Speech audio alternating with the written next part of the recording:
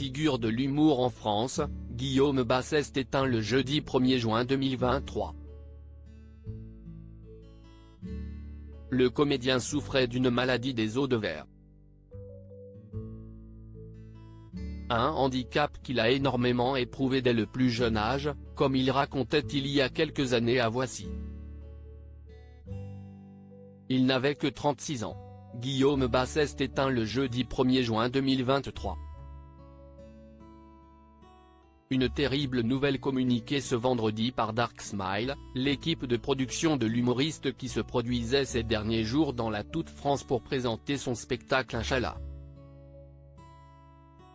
Laissant un immense vide dans le cœur de ses collaborateurs, ses proches et, vraisemblablement, dans celui de ses fans, le comédien souffrait d'une maladie des os de verre, se caractérisant par une grande sensibilité osseuse. Né avec ses handicaps, il était parvenu à en faire sa force, n'hésitant pas à le tourner en dérision dans ses sketchs les plus connus. Plus jeune, sa différence l'a pourtant énormément éprouvé.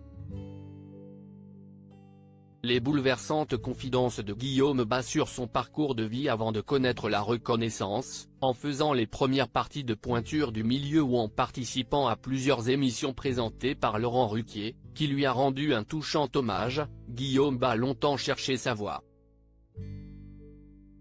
S'il comprend relativement tôt que le rire est un remède pour panser ses maux, le trentenaire évoquait brièvement, dans les colonnes de Voici en 2019, le harcèlement scolaire qu'il avait subi, mais aussi le contexte familial particulier dans lequel il a évolué. À ma naissance, je suis resté moins d'1 an avec ma mère.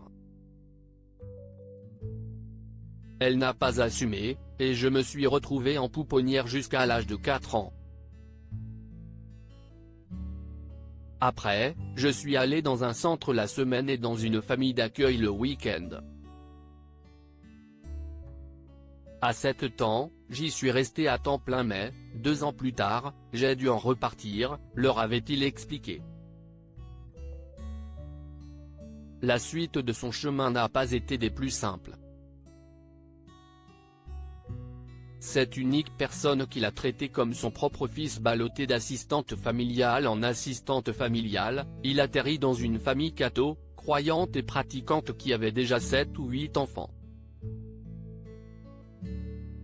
Dans ce nouveau domicile, il est maltraité, obligeant la DAS, chargée de la protection de l'enfance, à intervenir. Placé chez une dame âgée, Guillaume Basseste renaît. Il admet à nos confrères qu'elle a complètement changé sa vie.